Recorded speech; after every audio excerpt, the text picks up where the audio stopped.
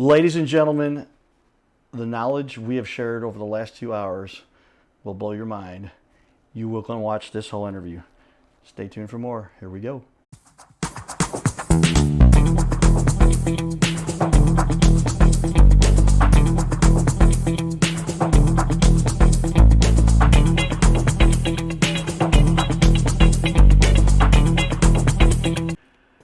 Ladies and gentlemen, the Your Little Castle Show, my friend Ryan Gray.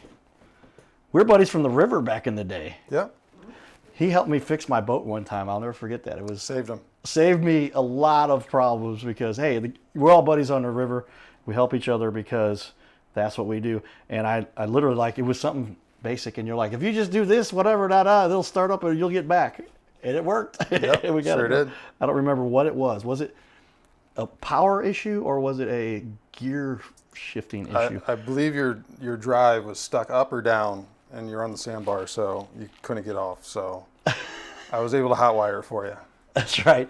That's why you got to have good friends who do good things. And so thank you for that. And when you showed up, I'm like, that's right, we met. I know Dawn set up our meeting here because we're always looking for the leaders in the community, people doing good things. Small business owners, we specialize in highlighting because I am a strong believer that small business owners are the lifeblood. Literally, if you think about it, they are the lifeblood. Write this down, the lifeblood of our community. Why? Ryan and I talked about this. You're having the owner do the work for you. Unfortunately, yes. Or a person the owner directly trained, right? Yep. Until you get to where you've got 13 locations in 47 states, and then it's a different monster, and you deal with it differently, and you make your decision as a homeowner or a client, whatever company you're buying, whatever product from. But I always have been a big advocate for small business owners because you're having the owner very often as the person who's actually doing the work, and their reputation is on the line with every job, so they're going to do it right. Even if they mess something up, they'll fix it, right? How many times you had something, or usually not even a mess up, it's like a miscommunication typically. Oh, I thought you wanted it over here. Okay, that's not what you said, but I'll fix it. Well, it's construction, so that's part of the job is having the knowledge to fix pretty much anything and the confidence that it can be fixed. So not much to worry about there. There's not too much that you can't undo. That's true. Fix. Ultimately, people are like, it's cement. No, that cement was not there originally. Yep. Somebody put that cement in there. That cement can be busted out, whatever it might be. But that's why you have to have experts, good people sitting here in the studio with me. So shout out to our sponsors, Carroll House Furniture, because you like nice things. Where do you like nice things? They're in your little castle, right? And your little castle might have been worked on by our guest Ryan here at some point. Been doing this for 20 years now, and your own company now for going on close to a half decade. You 3, 4, 5? About 10 years of experience in this exact field, and 3 years going strong on my own. And you learned, hey man, I'm watching these other guys do this. I can do it better. Exactly. That was exactly what I thought. Keep that profit that they keep telling me they don't have for myself, right? But get your castle taken care of, get that done. Our other big sponsor, this is a recent addition to the Your Little Castle Show, My Metal Pro. And if you're interested in getting to this, have you ever heard, it's called Gold. Have you heard about this stuff? I hear it's good stuff. GOLD. I have done my research on this, and I did not realize until it was put in front of me the performance in the growth in value of gold over the history of the world, and especially since 1971. Go look that up. That was when they went off the gold standard. They kind of locked it in a certain price. Well, after that happened, it kind of went crazy. And just look at it. And if you compare that to some of the performing stocks and things out there, I'm not an investment expert. I just happen to know a little bit about that because I did get a good little chunk of change when I got hit by a drunk driver, was in a coma. A lot of people know my story. But my dad taught me, he's got his PhD in academic finance, and he says, Cowboy, to be retired, you just don't spend your little settlement. It wasn't much. It's $100 grand. And I was in a coma. These people break their arm and get $100 grand these days. I'm like, really? No, it seems that way. And so I walked to the bank, and he's like, just invest this at the Rule of 72. Look that up, everybody, the Rule of 72. If you want to do what's right financially for yourself, invest in yourself. We're talking about here as a business owner, and get with the guys, My Metal Pro. Go to Gold Cowboy. You can see that screen on there. I have an interview that's going to air Friday. Today's Friday. It is. It is going to air tonight. Okay. Another show aired last night. We were on Thursday, Friday, Saturday nights. And last night's show was Petey, SNS Plaster. And our buddies were in here the other day from Farah. They do roofing. You might know those guys a little bit. They're new to St. Louis last few years, but they've been around for 14 years. Great company, many locations. They do a good job. But if you want to get somebody who can master just about anything, you and I were talking, literally like you can do anything. What's your specialty when you focus on what it is you want to do? Whatever that subject is at that point in time is what I master, and I like to believe. Well, I go all in. All throughout the construction, literally. Yep. And I guess, did Don call you initially because it was, what all do you do? Let's go down the list here, because I know it's a long list of things you do. But What I'm geared up right now for is storm-related damages. So if you have any kind of tree that comes through your house, wind, hail is a majority of the work that I do, and pretty much anything that touches. So exterior windows, siding, your roofing, your fascias, your gutters, even your mailbox, restaining decks, from that kind of stuff. Mostly educating people with how that whole process works, dealing with insurance companies, and if they even have enough of a claim there to make a claim. That's the biggest thing I do is in free inspections. I don't charge people for it because usually, if I'm walking them through the steps and educating them on how everything kind of happens, I've kind of earned the customer. But at the end of the day, they can choose whoever they want to go with. I put money in their pocket so that they hopefully can, entrust that money with me to finish the goal of, bringing their house back to the way it was prior to the storm. And you decided to get into the industry because your background, literally, as I say, we're 20 years of experience. You mentioned we did like a 2-hour pregame prep, everybody. Brian and I are kind of buddies. We go back. And 20 years, because you had 10 years as a carpenter, like literally in the... Oh, yeah. Got in the union, did the thing, and got your journeyman or whatever, whatever level you got. 10 years, I guess you had to be a journeyman by then? So, yeah, I was a union carpenter millwright for a majority of that, and kind of did everything. I still love the unions. Some of the best knowledgeable guys that you'll ever meet. So if you find a guy that's doing it on the side that's in the union, use them because they know their stuff. Yeah, and the unions, I mean, literally, they do give some of the best training out there, and that's really important, because how many times do you have somebody, oh, yeah, I can do that, I think, and then they halfway do it, and then it's not done right, and when it's all done, they have to do it over again. Or just safety. Unions are big on safety. It's one of those things they really do ingrain with you, and it's a good thing to have. You don't want a guy with, 4 fingers or 2 fingers or something. Well, there's safety. I mean, we talked about it. If you got nothing else besides your health, you got a lot, right? And so so thank you for all the work that's done there in our little planet to make that happen. But many people do then go off and say, hey, I've learned a lot. I think I can do my own thing. And here you are, and you made that leap. Yep. And now you've been doing it, coming up on 4 years, I guess, 3 years in right now, coming up on the 4th year. And so obviously get into it. We're going to show off a lot of his work here. Ryan does a great job, and a great looking website. You've had some help from that, somebody you know really well, right? Yep, my wife. Okay, and we'll get into that a little bit too. But tell me then a little bit, what led you here as a matter of and what compelled you to become a carpenter 20 years ago? Obviously, as a kid, was this something you were just kind of interested in? This is something, oh, wow, what if I could build things? Is that where it came from, or did your dad in it? How did this get started? I just like taking things apart and seeing how they work. That's just how my mind works, and it's kind of fun when you can, somebody's asking you like how something works. Like we were talking about your deck earlier, and in my brain, I can see everything that's going on with what you had going on, and kind of like an exploded view, and know from the past experience of what I've done of how to actually manage that or fix that or what needs to be addressed to solve that problem. So, I mean, one of the biggest things is solving problems, and if you're good at solving problems, you can do a lot in this world. So, very well said there. I will. Some people, Cowboy, why are you talking about your own stuff again? Because I don't know what else to share other than what I've been through. Okay, but I remember my boss told me I did not get a promotion to be a designer because I wanted to design the email systems, the infrastructure, the inside workings of the email communication systems at the largest brewing company in the world. He said, Carter, I didn't want to tell you this at the time, but I've run into him. We talk. He's like, you were too darn good at fixing problems. The designers didn't know how to fix that. They knew how to set it up and in theory the way it should work. And then when it came down to it, when it got implemented, it didn't work the way they planned, and you would always make it work, and that's what we needed you for. So people get there, but my point there is how often the homeowner has no idea what's going on. They just see water on the floor or something like that, or a drip in the ceiling, and they're like, is there like a little pinhole that just let a few drops through? That's what happened, right? It's going to be a simple thing, right? Not the case.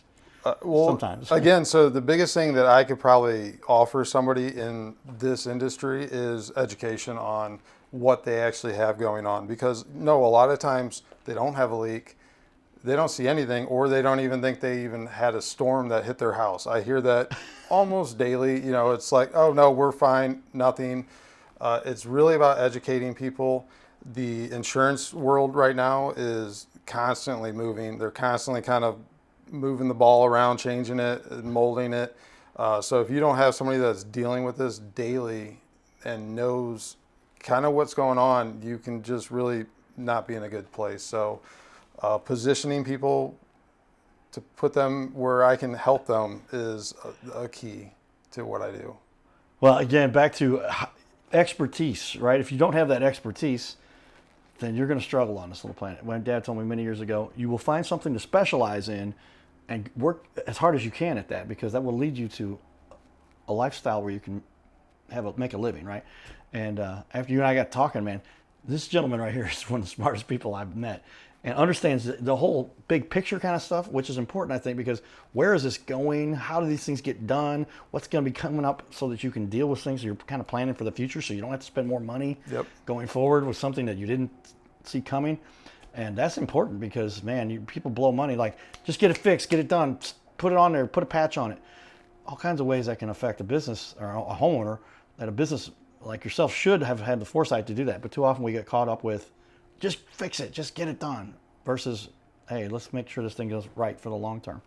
Well, yeah, and like I said, so with the insurance companies kind of moving the ball around, what I'm running into right now is a lot of people's insurance are renewing right now, and they're switching their policy from possibly one that had like a fixed $1,500 deductible. So, and going to that percentage thing, is that what you're about yep, to say? they're going to the percentage. Well, with everybody's property value going up, if you're at a 1%, deductible, and your house now that you bought for $40,000, 30 years ago or 40 years ago, is now worth $400,000 or $500,000.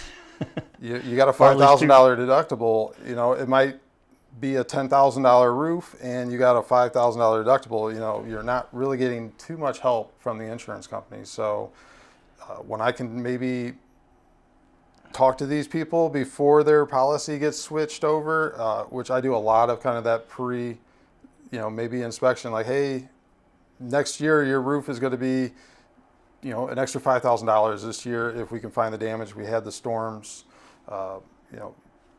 that's when the people really like you. Well, that's what I say. And finding the damage you're not going to find damage that's not there, obviously, so it's not. No. Hey, but there'll be some people say, oh, we found damage. I know a story. This is crazy. I won't name names, but I know very specific. I'll just give the generics.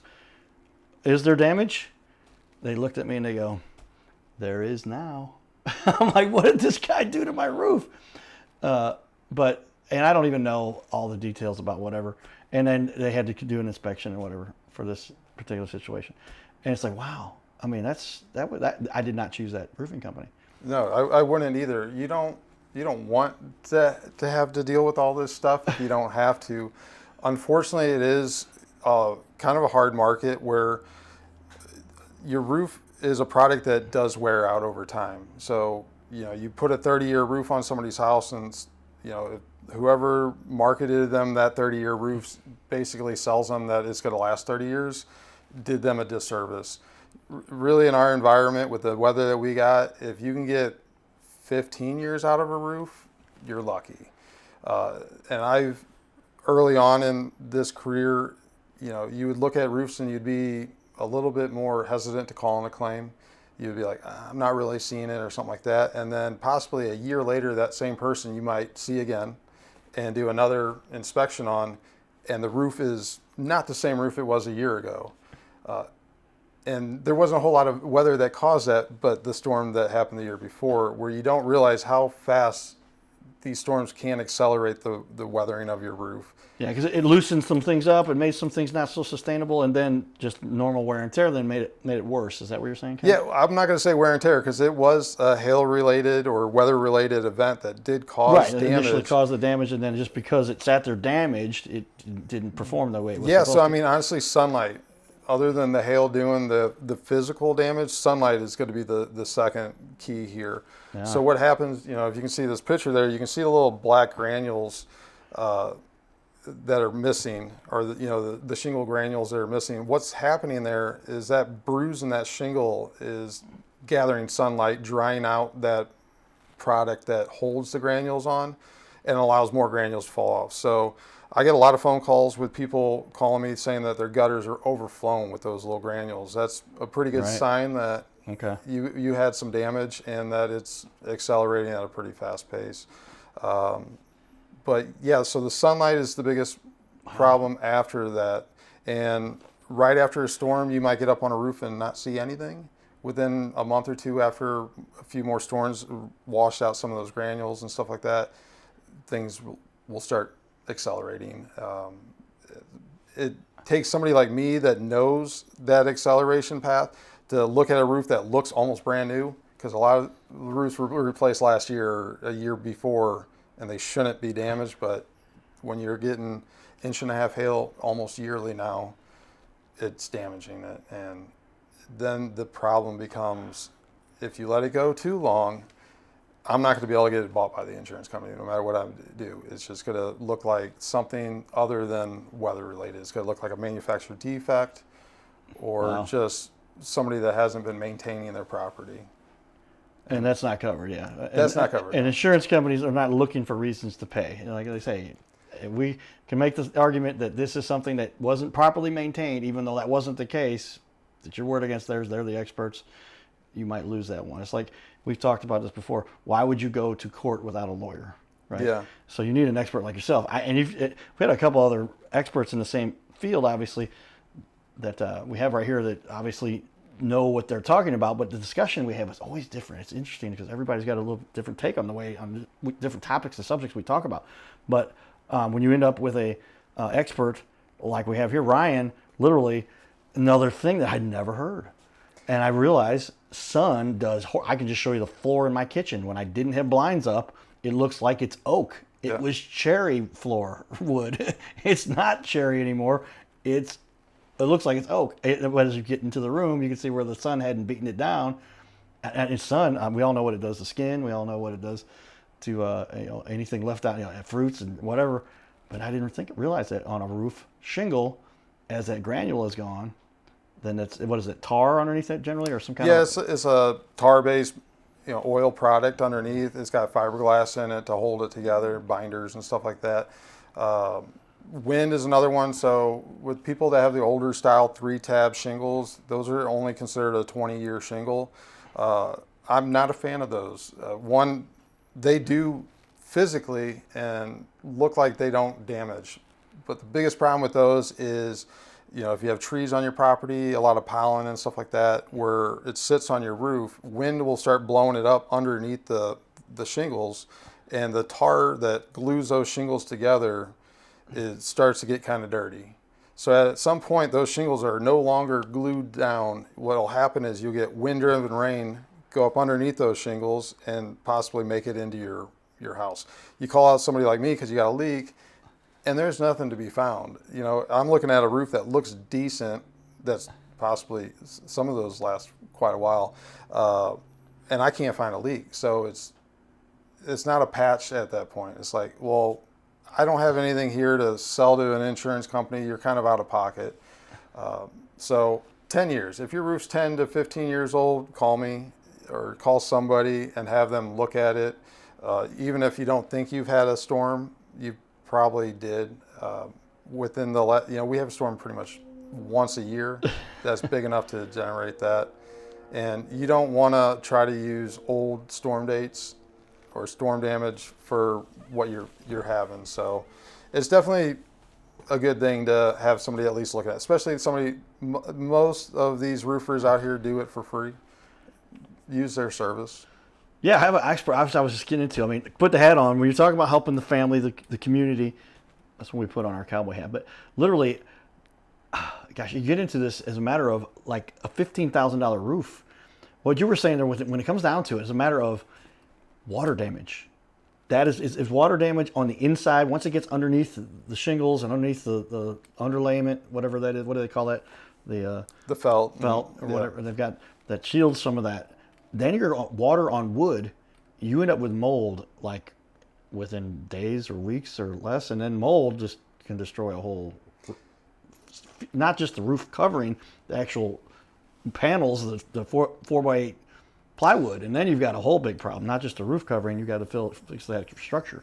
Yeah, and the biggest issue with rotted and plywood, it's not covered by the insurance company. That is considered a maintenance item, and you're like, well, how do I maintenance that? It's covered with your shingles and stuff like that. Well, Really? You replace your roof, and that's when you do it. If you have a leak in your house for years, I mean, it takes a while to rot out plywood. So in the insurance company's mind is like, you should have done something about it. You should have called a company out to look at it or jumped up on the roof yourself. Now, the insurance companies are in your favor with roofs. You know, most of your different ordinances require you to do some kind of code upgrade as far as either drip edge or ice and water shield in the valleys. These are really good products that are going to help if there is an issue with your roof where it's not going to cause a bunch of rot and stuff like that. As far as plywood goes, you know, when we're removing the roof, it is a hidden cost, unfortunately. If a tree does fall through your house or something like that, that is covered. That Right. You can put a date on when that happened. You can't put a date when that board started rotting out. So if you're trying to call in a claim and get your plywood paid for July, do we know that wood started rotting out in July, or was it, you know, 2 years ago? When did that start? And you can't fault the insurance companies for thinking that way. Well, I Makes mean, sense. so effectively, it's like a matter of if you don't take care of a problem, and then you had another problem, another storm came through. They go, you should have fixed it the first time. Now it's not covered because we don't know whether it came from this storm or that storm, and you never resolve this, and then you get in it. Well, who's going to prove when this actually happened? If you can't prove it, they're going to say, sorry, this is not covered. Yeah, and I mean, everybody wants warranty on everything. So, I mean, doing your due diligence to maintain those warranties too, because even the manufacturer's warranty, if you have a huge storm-related issue, that's, they're not going to cover, hail damage, unless it states on there that the hail has to be a certain size, and it was below that and it damaged, then you can go to the manufacturer, or, if they have a wind claim or guarantee on their shingle and says it's 150 mile an hour and you had a 70 mile an hour wind, take off half your roof from wind, can possibly, use your manufacturer for that. But do you want patches, or will your city even allow you to do patches? I know that Florissant, Hazelwood are very anti. Really, because Patches. it's a neighborhood improvement thing. You can't make a house look terrible. It brings down the value of all the other houses. Exactly. So, I mean, if you have a roof that's stained and dirty and the shingle was at one point brown and now it's almost black, and then what color do I try to put a black shingle in there that's not the same shingle, or do I put the brown shingle in? So in cities like Hazelwood and Florissant, it's in the community's favor that they are that strict on it, because it can help with the insurance companies getting them to pay for it instead of you having a roof with a bunch of repairs and patches. I tell you, ladies and gentlemen, every once in a while, again, I've had multiple guests on our show, many in the same space that you're talking about, but we all get to learn and share different, depending on where the discussion goes. And these are things I had not heard before to analyze it to that depth. I'm a senior technical analyst graduate, if you will, at Anheuser-Busch. Look at my business card. So I was a senior technical analyst. So I like to analyze things to figure out what is the cause. Why did I fix things that Microsoft didn't know were going to break? And I taught Microsoft, there's what they call Q articles written out there that I showed them. My point is, how many people can analyze those? I did that for the computer world. That was my job. If you're an owner of a house, unless you are a roofer, how are you ever going to detect and analyze this to be somewhere that something can give you the kind of the depth that you're offering here? And just as a consultant, I like what Ryan said to us at the beginning of our little chat here before we were discussing. It was like education. This is really about educating people. And once they have the information, you're screaming my mom's mantra, which is education is so critical, especially for kids. And she's a high school drama teacher, English teacher for 60 years. She did like a big ceremony for her. But if people don't have that information, well, you can't be a master of everything. You've got to hire the right people. Is that what you bring to the table? Sounds like, I mean, I've talked, Ryan's exceptionally informed. Definitely. What I want to do is educate people with what they have presented to them and how to read it. So with me dealing with insurance companies, say I do get your property paid for by the insurance company. What they're going to do is the insurance company themselves is going to generate a bid. It's going to be called a scope of work. It's going to be line item by line item. And this industry kind of has a bad rap of kind of the used car salesman rap, so you got door knockers, you got a lot of people giving you different information. You might have one person telling you that, oh my God, if I don't put a huge patch on your roof, your house is going to collapse tomorrow. And then you have me show up like, I think you got some more time out of it, because I don't want to force anybody into doing anything, but I also want to educate them enough to know that, like, hey, if you don't do something now, it might become harder in the future. If you're trying to use the insurance company to cover the damages that did happen to your house, it can become harder, and it's just very dynamic. It always changes. A lot to take on there, because your most valuable asset for most everyone on the planet, if they own a home, is their home. Yeah.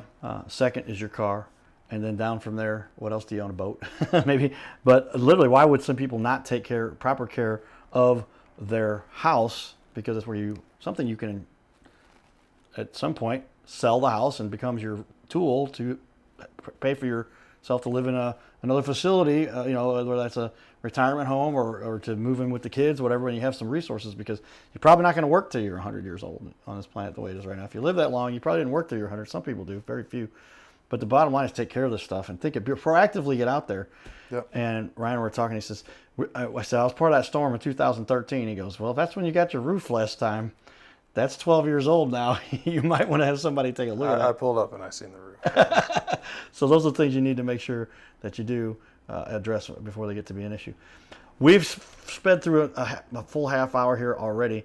As we finish up, I might ask Ryan if he'll stick around for another quick 30 minutes if we can fit it in. We all have work to do, but I want to talk to him more, because this is one of the smartest people I've ever had to put. But thank you for coming and spend some time with us in here. No problem. To talk about that. We're going to go over what's the big mistake that people make. We kind of covered that, but I want you to be specific with what you see the biggest mistake people. But stay tuned for that second show here if we fit that in here, and we'll be back, everybody. Get up.